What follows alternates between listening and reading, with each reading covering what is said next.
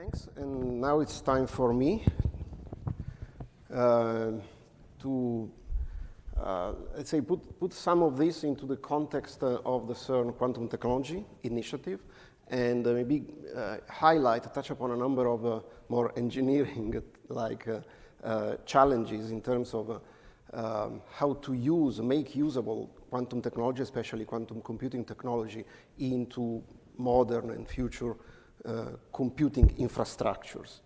So let me take a step back. Maybe, I might be going a bit too far back in time, but this is a classification of how scientific research evolved over time. It's a classification that was introduced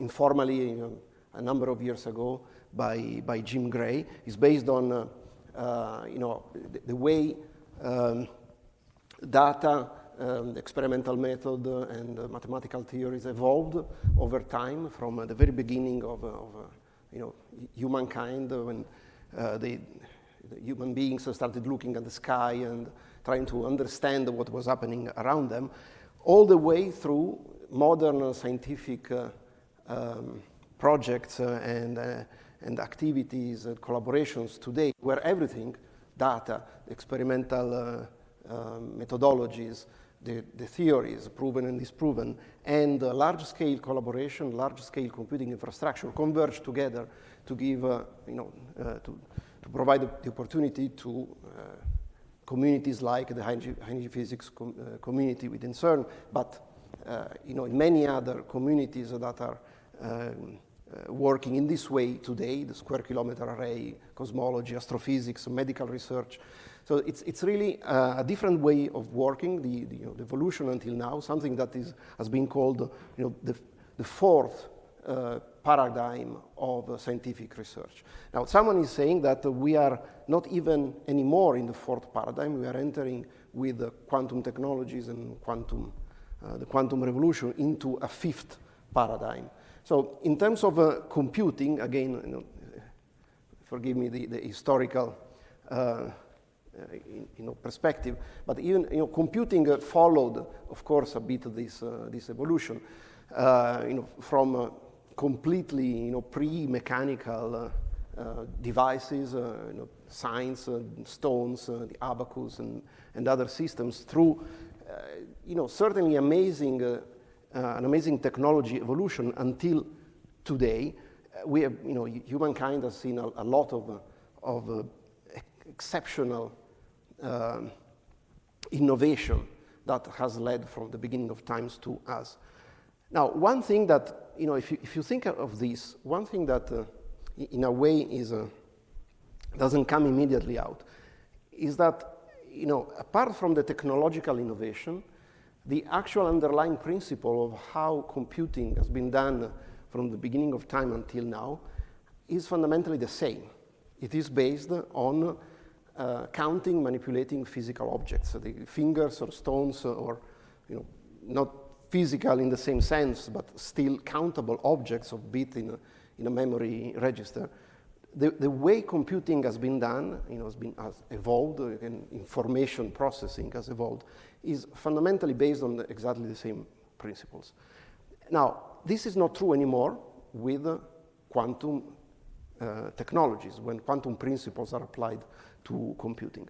So in terms of quantum revolutions, which is the term used today, we are already in the second quantum revolution, so things are really accelerating in an unprecedented way. So the first quantum revolution, generally speaking, starts at the beginning of the last century, 1900, specifically 14th of December, with the publication of Planck's paper on the black body radiation principle. But around the beginning of this century, the second revolution started, where we started learning not only how to look at quantum physics, quantum science, quantum principles, but how to manipulate the quantum states, how to use these principles to actually do something get an effect. And in principle, this today it is assumed that the second quantum revolution started with the publication of this paper, Quantum Technology, the Second Quantum Revolution. So we are just 20 years out of about 4,000 into this revolution. So this revolution is very interesting, and we have seen a lot of wonderful examples of research and potential applications.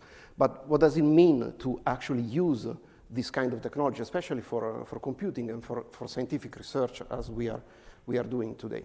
So I would like to spend a few words about quantum infrastructures, in the sense, computing infrastructure where quantum technologies might enter into place. And it is a very simplified view, but for me, the three main components are the networks, the communication layers, with quantum communication, the actual hardware devices and infrastructure, and the quantum algorithms and applications. So how do we make this practically usable?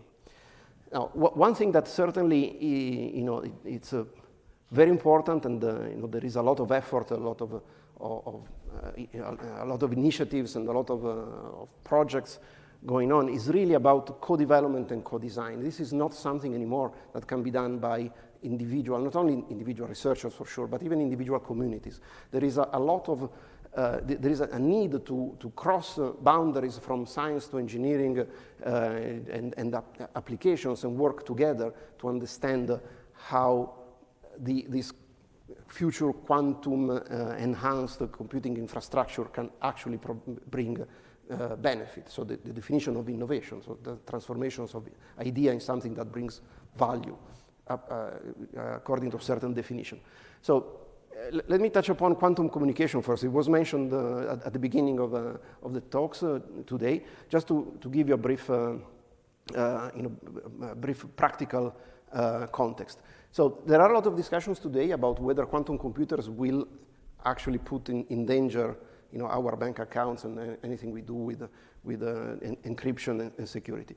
So yeah, I mean, certainly there is no immediate need to panic, even if quantum computers, even if a number of algorithms, a certain class of algorithms can be attacked by quantum computers. This is not today. We would, in any case, need quantum computers, with an efficiency and a number of qubits, for example, that we don't have today. However, it is certainly interesting and appropriate to start understanding what it means to work in a world of quantum-resistant technologies. So, I mean, these are very general, very general concept. I mean, you might know about, sure, of course. I disagree when you say we shouldn't worry today because these computers don't exist today. Because the day they will exist, let's say in 10 or 20 years, they will be able to retroactively decode everything of today. Yes. So if it's just your bank account, probably it's not too important. But for instance, about your health situation, the health situation of your children, or any any information that should remain confidential over a long time, we should worry today, and actually we should have worried yesterday. Yeah. So you didn't actually disagree with me. I was just about to say that. Thank you for saying it. Yes, indeed. So the problem is exactly this, that, I mean, we can certainly produce technologies that will allow us to encrypt data in the future without having to worry about quantum computers. But anything that is encrypted today with this kind of technologies will be accessible. So certainly there are practical aspects. Now, the point here is, what are the possibilities? What are the technologies? So the main technologies used today are based on various types of algorithms, symmetric keys, public key infrastructure, like the certificates that we use in HTTPS communication. Now, public key techniques are not quantum resistant. They can be attacked. They are based on factorization of large numbers and can be attacked by using a Shor algorithm, for example. Techniques like symmetric keys are a bit more resistant. So in principle, they can be attacked by other algorithms, search algorithms, Grover. But if the key length is long enough, then this danger is not really there. However, using symmetric keys has the problem of having to distribute the keys. So can we get the best of all worlds, having a way of using quantum-resistant algorithms and approaches with easy-to-manage keys that are not really shared and that are provable and can be proved that cannot be attacked by not only by quantum computers but in general cannot be attacked, or if they are attacked, you cannot be done transparently. You know that they have been compromised. So quantum key distribution, we mentioned at the beginning, that is an example of, I think, the first protocol that was based on this principle, the BB84 protocol, Bassett and Brossard protocol in 1984, which is based on, I'm not going to describe the protocol, but is based on exchange of entangled photons according to a certain sequence of steps. And by the laws of quantum mechanics, if someone tries to intercept what happens during the transmission of the entangled photon, of course, Alice and Bob, the two ends, will realize that has been happening and can simply restart the process. So this allows to generate symmetric keys, but the symmetric keys themselves are not exchanged along the lines. So this is mathematically resistant, quantum resistance. There are still issues with the devices themselves. It has been proven, I think it was a public demonstration from a quantum hacker that proved that, of course, it is still possible to exploit tiny problems in the hardware itself. But the next frontier is exactly also how to overcome that by including this type of errors in the protocol themselves and develop things like quantum key distribution systems based on device-independent techniques and technologies. So this, in principle, from a practical point of view, could mean that, for example, enabling large-scale scientific research on sensitive data, including personal data, medical data, which today is not practically possible for a number of very valid reasons, might become possible in the future. We talked about QKD networks, and this was mentioned before. There are many different projects and activities, initiatives going on across the entire world. In Europe, there are various projects. We have been working for some time with the Open QKD project to understand how the combination of different technologies might produce quantum-resistant end-to-end infrastructures. This is really a proof of concept. It's a project that it was just finished last month as part of the OpenQKD collaboration to put together quantum key distribution links and machine learning or deep learning better to analyze data which is homomorphically encrypted. And homomorphic encryption itself, depending on the implementation, can be quantum resistant, and also has the advantage that you can analyze, you can process the data that has been homomorphically encrypted without looking at the data itself and produce results that are themselves homomorphically encrypted and therefore can only be decrypted by the originator. So by building this kind of infrastructures, it should, it's a promising approach to make possible large-scale open data, open access scientific research on data that today is not easily manageable. The second problem is in how to make software development, algorithms and application practical across the stack of quantum computing devices. So this is a very typical stack for quantum computer, from the hardware layers up to the applications.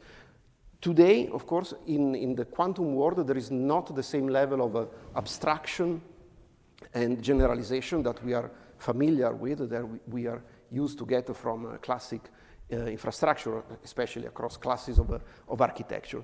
So today is certainly necessary to do a lot of co-development across these these layers from application to the hardware layer so that the algorithms and the applications are actually developed for a particular architecture and optimized for particular architecture. So today most companies promote themselves as full stack computing, quantum computing companies exactly because they give you the hardware, but they give you also access through the internet in cloud way. They give you the runtime, they give you the compilers, they give you the software, the implementations of optimized implementation of the algorithms, et cetera, et cetera. But in order to make this widespread and to allow broader communities of researchers without quantum computing expertise necessary in their curriculum, the same process of standardization and abstraction that happened in the past many years for classic architectures has to happen for quantum computers. So there is a lot of work today on making this kind of co-development, produce algorithms today that are still efficient for the noisy platforms that are available today and still get value out of that, but especially a lot of work to understand how to make this possible in the future with a different level of abstraction. And the third element is how to put everything together. Of course, cloud computing is a given today. It is not a problem. Access to supercomputers, maybe slightly more difficult, but still it's not difficult to get access to high-performance computing infrastructures. But the point is, how can we leverage the best of of all the different platforms? How do we live in a world of hybrid computing resources where the different types of characteristics of the architecture, CPU, GPUs, accelerators, FPGAs, TPUs, IPUs, quantum computers, QPUs, all these architectures are used in the most efficient way without having necessarily for the developer of the application, developer or the scientist, the need to know exactly how to optimize, how to develop for, how to deploy for. So how do we create a hybrid world of software-defined infrastructures where by describing in a general way your requirements, your application, your needs, you get access in a semi-automatic way through optimization and job partitioning and orchestration, etc., to the entire possibility, entire range of architectures available across a distributed infrastructure.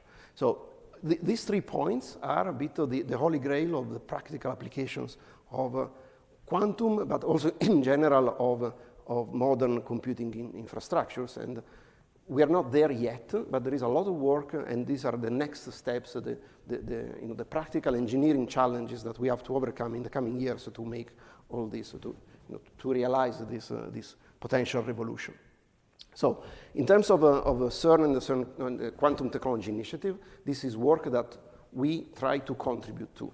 The Quantum Technology Initiative was designed and created about 1.5 years ago now, exactly with the goal of understanding what we have seen before my presentation, so how quantum technologies can benefit, can impact the research done at CERN, but also, on the other hand, how CERN can contribute to the further development of these technologies and the application of different uniqueness, unique expertise that are available at CERN or across the Heinrich Physics collaboration, but can be transferred to other communities and have not only scientific but also industrial and societal impact. It is today the initiative is implemented across 4 main pillars of quantum computing, quantum theory and simulation, quantum sensing and metrology, and quantum communication and networks. Each area has a different coordinator, and today Sophia and Michael respectively are coordinators of the quantum computing part and the quantum sensing part. There are projects deployed across all 4 activities. Things, some of these you have seen today. There are other things that are happening and being put in place. And the other important point is not only the research that is being done, there are also a lot of technologies, a lot of interesting innovation and innovative ideas that are developed at CERN to support the CERN experiments, LHC or non-LHC, that have a role in building future quantum devices and quantum computing infrastructures. So there is a lot of interest in trying to understand how to characterize better this technology, cryogenics, for example, vacuum, material science. All these have application in making better qubits, better computers. How do we work with industry and other communities to realize this potential and this value? So each area has a number of technology and scientific objectives. They are all described on the roadmap and strategy document. The link was in the previous slide.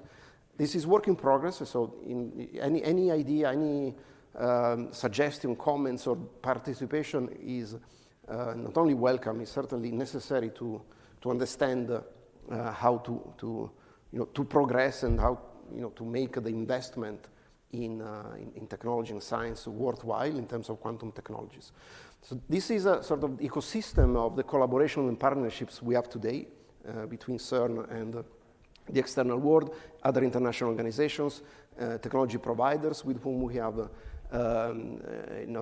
co-development, R&D collaborations, and a growing number of universities, of research institutes across the world, not only in the CERN member states, but across the world, to understand, again, together how to make quantum technology practically usable for research and maybe more in the future.